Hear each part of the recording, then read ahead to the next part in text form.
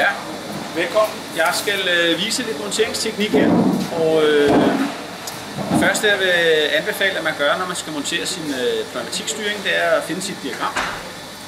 Det kunne være det her for eksempel.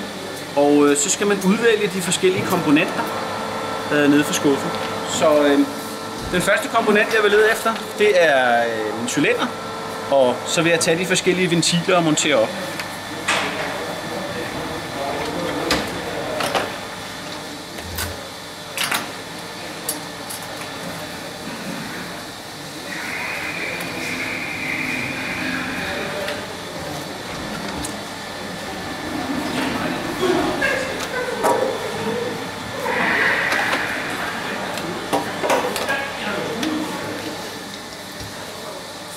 Når jeg har fundet mine ventiler og komponenter frem ifølge tegningen, så tjekker jeg lige en gang, at komponenterne stemmer overens. Det vil sige, at jeg kigger på, om komponenten og dens tegning, der sidder på forskellige steder her, de stemmer overens med min tegning.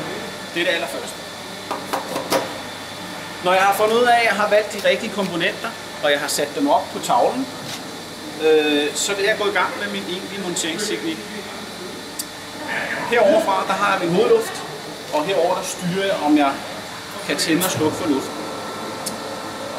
Hovedregel nummer 1, når jeg skal til at montere, det er, at jeg skal have sat noget hovedluft på alle port 1. Så det kan jeg starte med.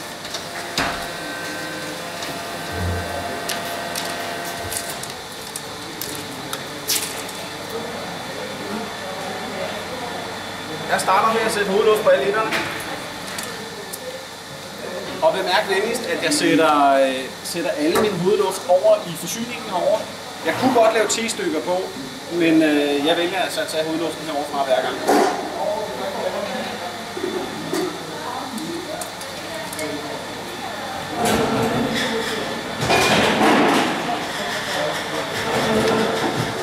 Nu har jeg monteret hovedluft på etteren. Der er hovedluft på den ene, der er hovedluft på den anden, og der er hovedluft på den tredje. Det næste, jeg godt kunne tænke mig at gøre, det var, at jeg ville montere mine cylinderslanger. Slangerne op til selve cylinderen.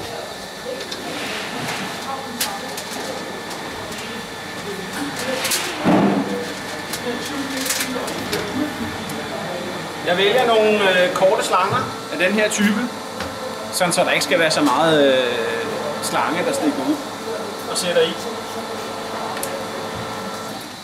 Jeg går over og henter mine to kontradrøvleventiler. Det er dem her. Og bemærk venligst, at der er pile på. Jeg ved ikke, om man kan se den der. Der sidder pile på her.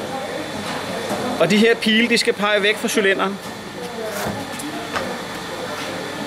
Så det vil sige, at pilenes retning er den vej ud, når jeg har sat dem på. Og de skal begge to sidde ens. Pilene væk fra cylinderen. Og dernæst, så skal jeg sætte mine to cylinderslanger ned i henholdsvis port 4 og ned i port 2. Så det vil sige, at jeg har monteret min hovedluft på alle mine port 1. Der sidder hovedluft her, hovedluft der og hovedluft der. Og så sidder der mine to cylinderslanger, hvor at pilene peger væk. Kontradrøvleventilerne, de peger væk fra cylinderen. Det næste, jeg skal foretage mig, det er selvfølgelig at kigge på min tegning og så se, hvad er det, der skal foregå nu. Jamen, når jeg trykker på den her ventil, den her 3.2-ventil herovre, så kunne jeg godt tænke mig, at min cylinder kørte ud i plus. For at få den her til at køre ud i plus, så skal jeg op på retningsventilen og kigge på, om den skal i plus eller i minus. I det her tilfælde, der skal den i plus, så sætter den over på plussiden. Nu vil jeg godt have, når cylinderen kører ud og rammer sit plus, at jeg så kan trykke på en ny ventil. Og den nye ventil gør så, at den kører i minus, og minusretningen finder jeg op på retningsventil, minus side.